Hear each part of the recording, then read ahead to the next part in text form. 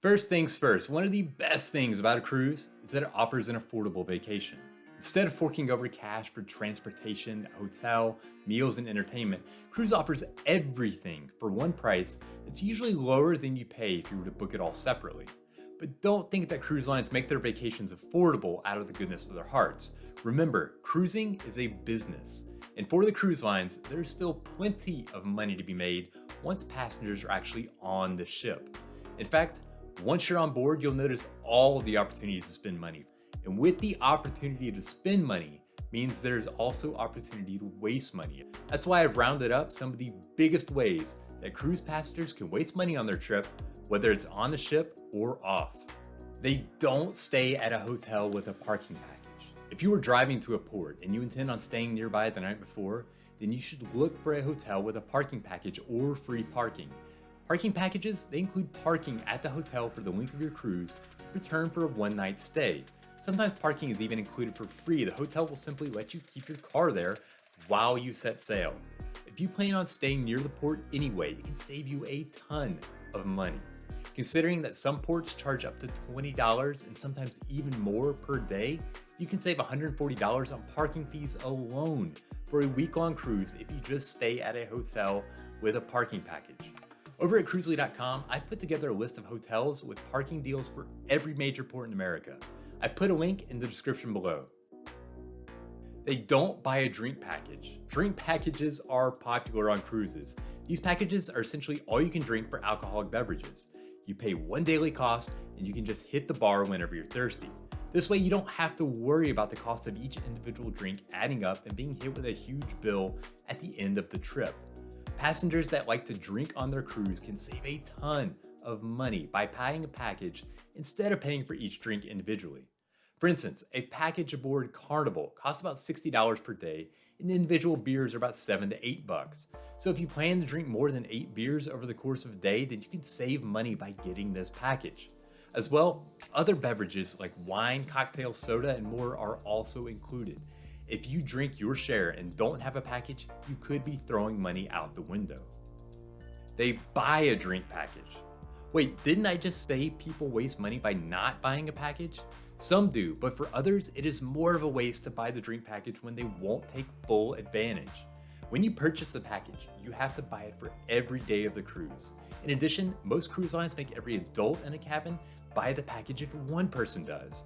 So if a husband wants the package and the wife doesn't drink, you still have to buy 2 packages. At $60 to $80 per day, and sometimes even more, a drink package is a big investment that you pay for even on the days when you're in port and it's not heavily used.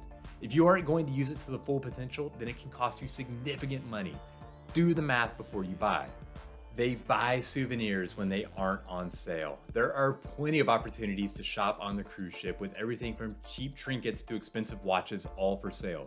But you need to be careful. Unlike at home, you can't easily hop online to compare prices when you're in a shop on board a ship in the middle of the sea.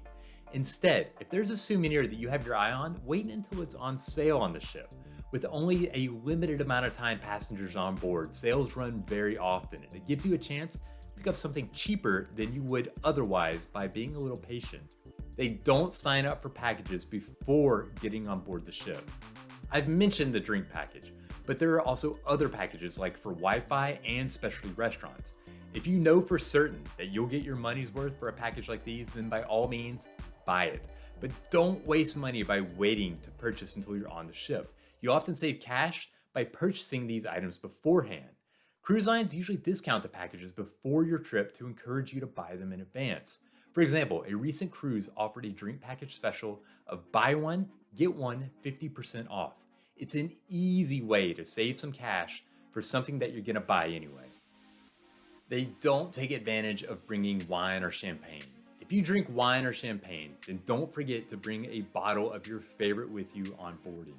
To be sure, you'll want to check your cruise line's specific policy, but just about every line lets you bring on at least 1 bottle of wine or champagne per cabin. Some let you bring on a bottle per person. Now, 1 bottle of wine may not last the entire trip, but considering that it's common to pay $8 to $12 per glass once on board the ship, it's a no-brainer that anyone who plans to drink wine and doesn't bring their own bottle is just wasting a ton of money. The same goes with cruise lines like Carnival and Royal Caribbean, which allow you to bring on a small number of non-alcoholic drinks as well. Buy these at home for much cheaper and avoid paying the high prices on the ship. They pay ATM fees on the ship. No one likes ATM fees, but sometimes they are simply the price you pay to have access to your cash. On a cruise ship, that price can be borderline ridiculous. While you might pay $2 to $3 to access cash on land from an ATM, there are machines at sea that cost $6 and sometimes even more. And that's on top of what your bank might charge you to access your money. In other words, be sure to bring enough cash for your trip. And if you do run out, we'll try to limit the run to the ATM to just one time. You can also look for ATMs in port for potentially lower prices, but just know they will most likely dispense cash in the local currency. They forget things at home. Everyone forgets things, but on a cruise, you should try your best to remember anything that you might need.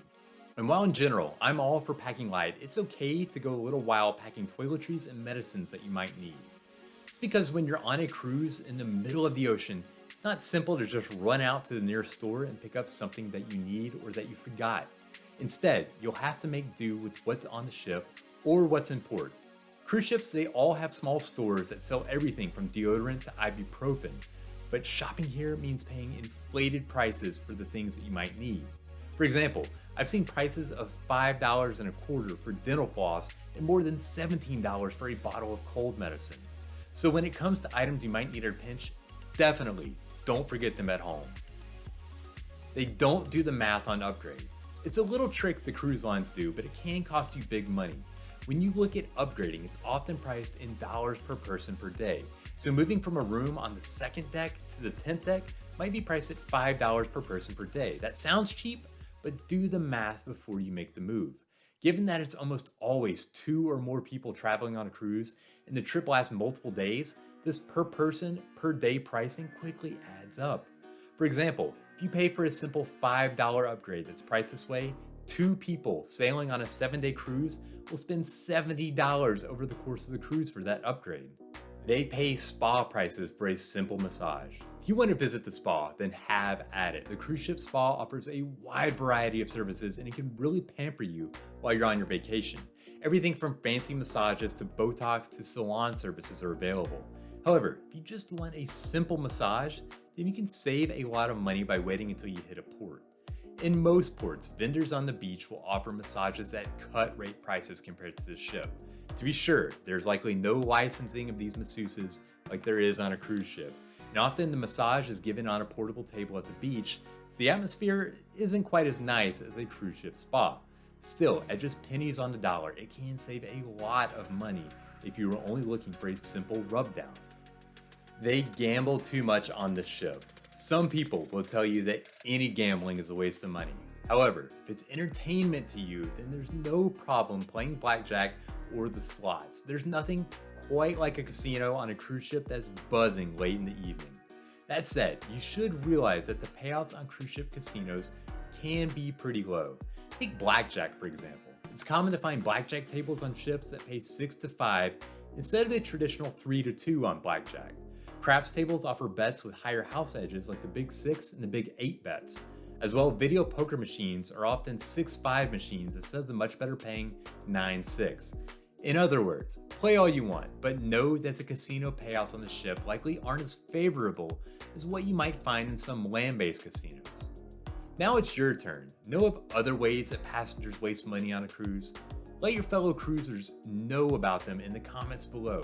And be sure to check out the description below for links to articles referenced in this video. I've put them all there for you to check out. Finally, if you like this video, please hit the subscribe button to see more. Until next time, happy cruising.